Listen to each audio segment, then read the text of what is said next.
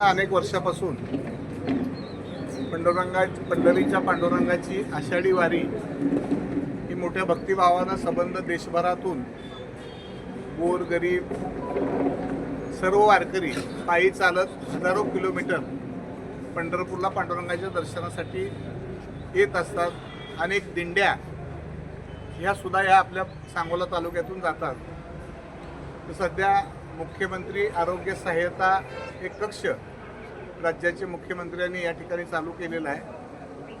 त्याच्या माध्यमातून आणि कैलासवासी आमदार काकासाहेब साळुंके पाटीलच्या ट्रस्टच्या माध्यमातून या वर्षीपासून मोठी सेवा वारकऱ्यांसाठी रुजू करायचं आम्ही ठरवलेलं आहे।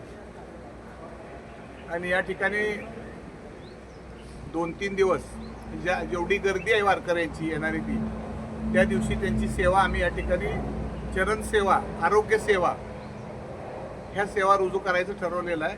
आणि त्या निमित्तानं या परिसरातल्या सगळ्या कार्यकर्त्यांची एक मोठी प्रमाणावर बैठक घेतली आणि 4-5 गावच्या सगळ्या सहकार्याने जे काय फराळाचं साहित्य असेल ते प्रत्येक गावाने एक दिवस घ्यायचं ठरवलेलं आहे। चरण सेवा करायला, वारकऱ्यांच्या पायाची मसाज मॉलिश करायला 2-3 कॉलेजचे विद्यार्थी आम्हाला या ठिकाणी मदत करणार आहेत। त्याचबरोबर मंडप असेल, सगळंच सेवाधारी मंडळी यामध्ये मोठ्या प्रमाणावर सहभागी झालेली आहेत। या सगळ्या गावातल्या नागरिकांनी, भाविक भक्तांनी मोठ्या प्रमाणावर मदत करायचं या ठिकाणी आम्हाला मान्य केलेलं आहे। आणि ट्रस्टच्या माध्यमातूनही आम्ही ही सेवा या ठिकाणी रुजू करणार आहे। तर याची एक बैठक या ठिकाणी पार पडली आणि हे मोठा संकल्प या ठिकाणी आम्ही राबवायचा ठरवलेला आहे। पांडुरंगाच्या आशीर्वादानं, माऊलीच्या आशीर्वादानं निश्चितपणानं सांगोला तालुक्यातली ही सेवाधारी आमची आज पहिली ही आहे। आणि याच्या अगोदर गेली 25 वर्षापासून सांगोला तालुक्यातील पाचेगावला अशा पद्धतीची सेवा आम्ही सुरू केलेली होती आणि ती आज तागायत चालू आहे। आणि गेल्या 8 वर्षापूर्वी नवीन कन्सेप्ट पाचेगावला दीपक आबा साळुंके पाटील ट्रस्टच्या माध्यमातून सुरू केला। चरण सेवा ही 8 वर्षापूर्वी पाचेगावच्या आमच्या सगळ्या सहकार्याने ट्रस्टने सुरू केली। तर चरण सेवा म्हणजे आलेल्या वारकऱ्यांना शेकडो किलोमीटर चालत येऊन त्याचे पाय सुजलेले असतात, पायाला फोड येतात, तर त्यांच्या पायाला मसाज करणे, मॉलिश करणे, त्याच्या पायाला शेक देणे।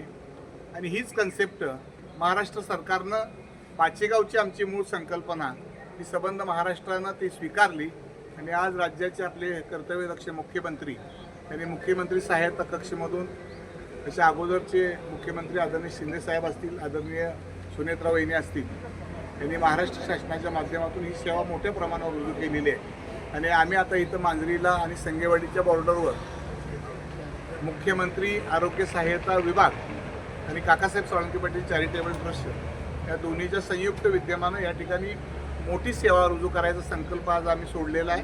आणि यावर्षी याचा लाभ हजारो शेकडो वारकऱ्यांना, दिंडीतल्या गोरगरीब लोकांना निश्चितपणानं मिळेल आणि ती सेवा आमची राज्यात सगळ्यापेक्षा चांगल्या पद्धतीची, चांगल्या दर्जाची असेल असाही संकल्प आम्ही सगळ्या कार्यकर्त्यांनी या ठिकाणी केलेला आहे। आणि एवढीच ही आज बैठक चांगली पार पडलेली आहे।